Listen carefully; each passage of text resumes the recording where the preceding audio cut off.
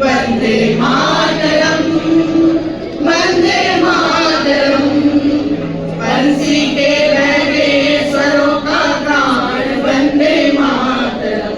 जल रही जनकार जन के नाद वंदे मातरम। शांत के संघोष का संदेश वंदे मातरम। राष्ट्रभक्ति प्रेरणा का गान वंदे मातरम। वंदे मातरम, वंदे मातरम, वंदे मातरम, वंदे मातरम। सृष्टि बीज के मंत्र का है मर्म वंदे मातरम। राम के वनवास का है काव्य वंदे मातरम। दिव्य गीता ज्ञान का संगीत वंदे मातरम। राष्ट्रभक्ति प्रेरणा का गान वंदे मातरम। वंदे मातरम, वंदे मातरम, वंदे मातरम, वंदे मातरम। हल्दी घाटी के कणों में व्याप्त वंदे मातरम। दीप जो ज्वालता है तेज वंदे मातरम। वीरों के बलिदान की हुंकार वंदे मातरम। राष्ट्रभक्ति प्रेरणा का गान वंदे मातरम।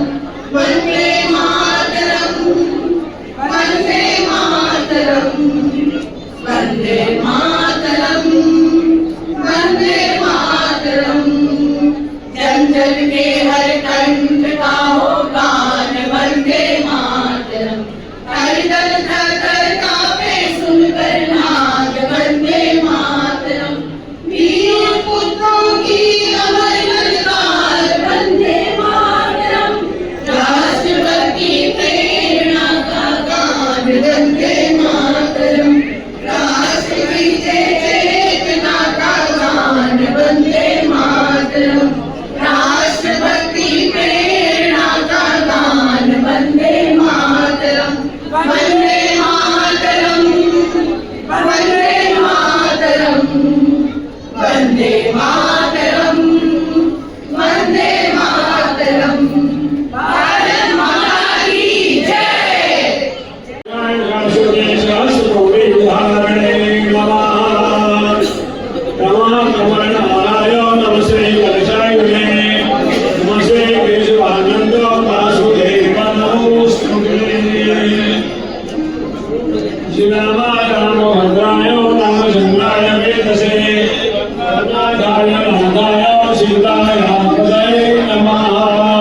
श्री राम जगन्नाथ सदृशाति भगवते श्री अंगी वल्लभ देवाय नमः। पुरुषोत्तमाय नमः।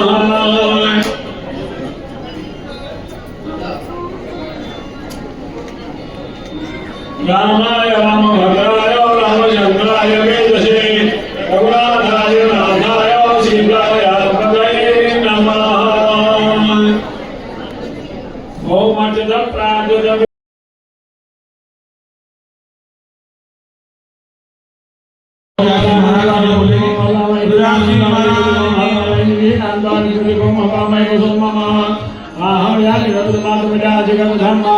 अंबिकें बालके नमाय जगशना ओम इदं विष्णु चक्रमेते धानगले पदमासमूर्णमजतारुद्रे स्वाहा श्रीशले लक्ष्मी गम्या महोरात्रे पार्श्वे नक्षत्राणि रूपमजो व्यातमाय कृष्णनिधारा पुण्यकानो सर्वलोकाम् इकानो नमः संभवाय जमयो भवाय नमः शंकराय जमैश्वराय नमः। मंडप देवता सहिताय सुप्रभा भगवते श्री जानकी वल्लभ देवाय नमः। मैंने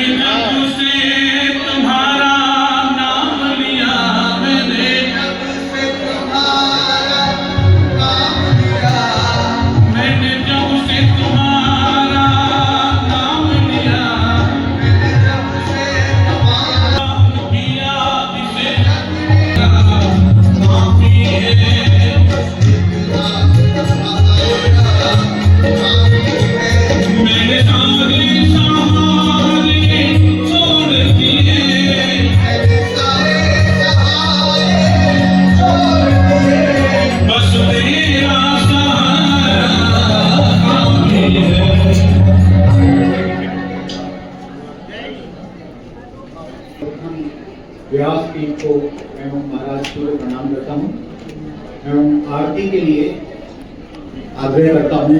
हमारे आरती में पूजन के लिए आग्रह करता हूँ हमारे मुख्य यजमान श्री राजेश जी गुप्ता, आज के दैनिक यजमान श्री बेगराज जी अग्रवाल, प्रसाद यजमान श्री सुरेश जी एम अरुणा जी अग्रवाल एवं श्री राजेश जी चमड़िया, श्रृंगार यजमान श्रीमती कांता सरावत।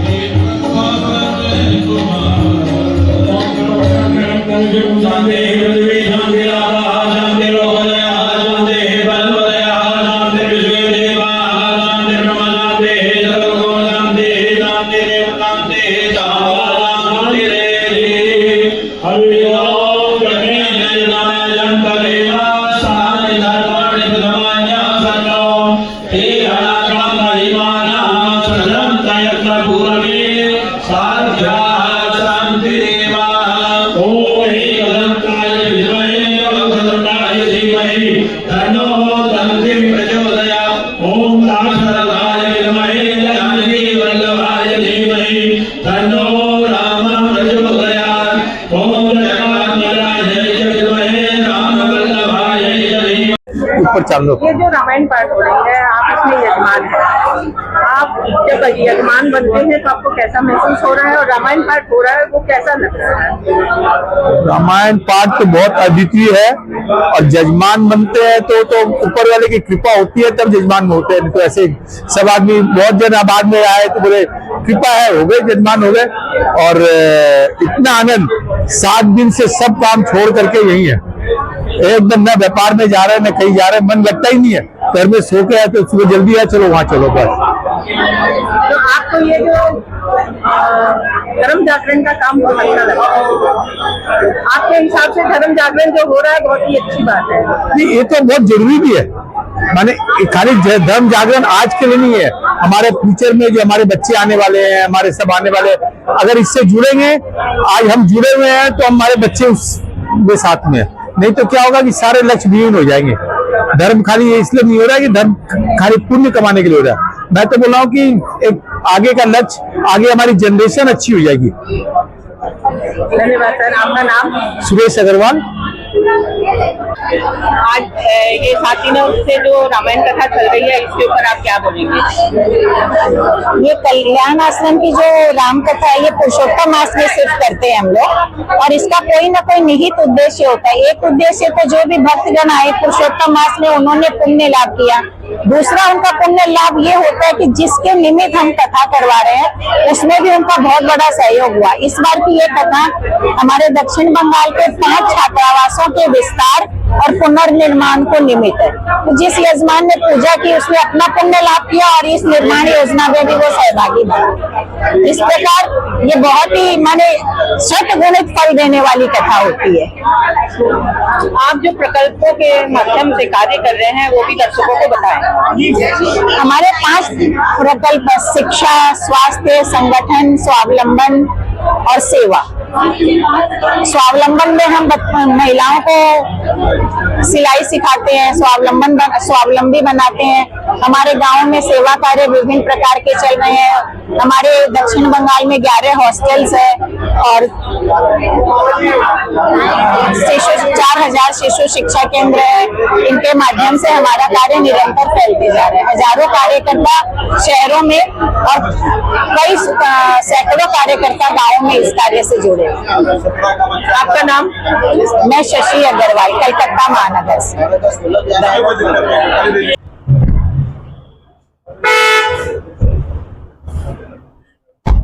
नमस्कार। अच्छा, ये जो कार्यक्रम हो रहा है इसके बारे में आप क्या बोलना चाहेंगे?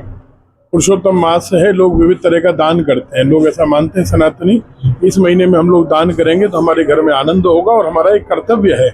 लेकिन वो कर्तव्य केवल हमारे घरों तक सीमित नहीं रहे, मंदिर बनाने तक नहीं सीमित रहे। वास्तव में जो धर्म है अपने सनातन को एकजुट करना। जो अपने वनवासी कष्ट पा रहे हैं, किसी के पास कोई व्यवस्था नहीं है, कोई दवाई नहीं है, पढ़ाई की व्यवस्था नहीं है, वनवासी कल्याण आश्रम के ये पूर्वांचल कल्याण आश्रम जो इकाई है कोलकाता की, उनके द्वारा हर अधिक के महीने में ये कार्यक्रम किया जाता है। इस बार 5 ऐसे पुराने छात्रावास हैं दक्षिण बंग में जिनका जीर्णोद्धार और नवीनीकरण करना है। इससे कितने बड़े स्तर पर वनवासी समाज एकजुट होगा, उनके बच्चे शिक्षित होंगे, राष्ट्र की मुख्य धारा में आ पाएंगे, अच्छे नागरिक बनेंगे और लोगों को जोड़ पाएंगे। वास्तव में धर्म है। हम 11,000 रुपये कहीं दान करें, उससे अच्छा ये होगा कि हम 11,000 रुपये के माध्यम से एक विद्यालय की पूरे वर्ष की व्यवस्था वनवासी क्षेत्र में कर पाए। इसी के निमित्त ये कार्यक्रम, मुझे बड़ा आनंद है। ऐसा कार्यक्रम बार बार होना चाहिए। आप कितने सालों से ये कथा वाचन कर रहे हैं? मैं तो मुझे 28 वर्ष हो गए, 31 वर्ष हो गए यज्ञ कराते हुए। 28 वर्ष से मैं कथा कर रहा हूँ। लेकिन मुझे सबसे अच्छी कथा लगती है जब इस प्रकार कोई समाज के लिए कार्यक्रम करता है, मुझे आनंद होता है। धन्यवाद दादा। आप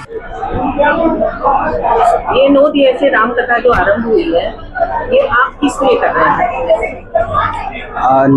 8 दिनों की राम कथा है। ये राम कथा समाज में आध्यात्म का विस्तार करने के उद्देश्य से है और साथ ही हमारे कुछ छात्रावास हैं, उनके जीर्णोद्धार और उनके नवीनीकरण, उनका विस्तारीकरण भी एक इसका उद्देश्य है।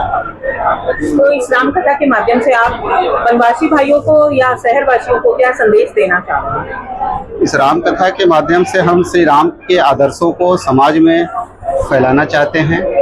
लोगों को ये संदेश देना चाहते हैं कि वो श्री राम के आचरण को अपने जीवन में उतारने की चेष्टा करें और वनवासियों के साथ में जो श्री राम का संबंध रहा है, उनका जो प्रेम रहा है, यही संदेश हम शहरवासियों को देना चाह रहे हैं कि वैसा ही प्रेम हम भी वनवासियों के साथ में रखें। आप धर्म के नाम पे तो संदेश दे रहे हैं, शिक्षा के नाम पे आप क्या दे रहे हैं? शिक्षा के नाम पे देखिए, हमारे जो कम से कम 500 से 600 एकल विद्यालय चल रहे हैं। हमारे दक्षिण बंग प्रांत की बात कर रहा हूँ मैं। 500 से 600 एकल विद्यालय हैं। 10 हमारे छात्रावास हैं जिसमें 8 लड़कियों के और 2 लड़कों के हैं। एक और बड़ा छात्रावास बनाने की अभी योजना है जिस पर कार्य चल रहा है, जो कि महाविद्यालय के छात्रों के लिए है। और भी आगे विस्तार की योजना है हमारी। अभी जैसे जनजातीय समागम हुआ दिल्ली में, तो कलकत्ता में भी कोई ऐसा कार्यक्रम आप लोग करना चाह रहे हैं? जरूर करना चाहेंगे। वैसे अभी इसकी कोई योजना बनी नहीं है, लेकिन जरूर करना चाहेंगे। आप लोग जो जनसाधारण है, जो कल्याण आश्रम के बारे में जानता नहीं है, उसको क्या संदेश देंगे? जो कल्याण आश्रम के बारे में जानते नहीं है, इस कार्यक्रम का उद्देश्य यही है कि लोग कल्याण आश्रम को जानें और अपने वनवासी भाइयों के लिए थोड़ा सा समय निकालें, थोड़ा सा सहयोग करें। इस कार्यक्रम का एक बहुत प्रमुख उद्देश्य यह भी है। आपका शुभ नाम? मेरा नाम विवेक चिरानिया, मैं कोलकाता महानगर का संगठन हूँ।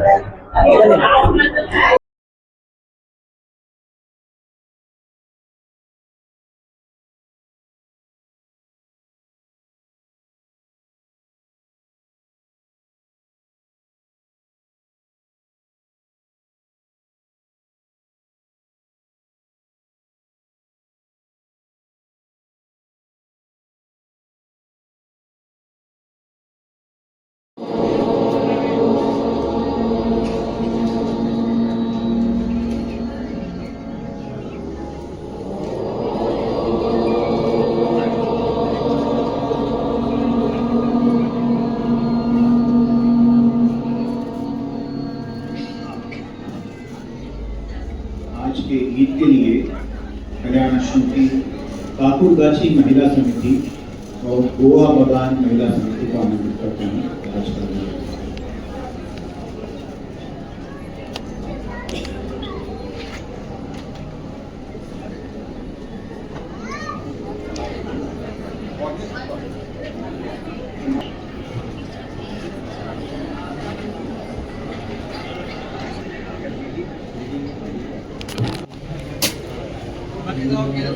संघ के प्रेसिडेंट हैं संगीत संघ का।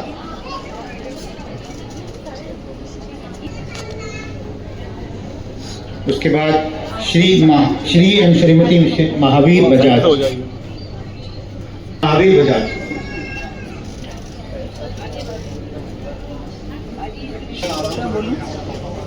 सबसे बुलवा लेना तुम, इससे किससे बुलवाई?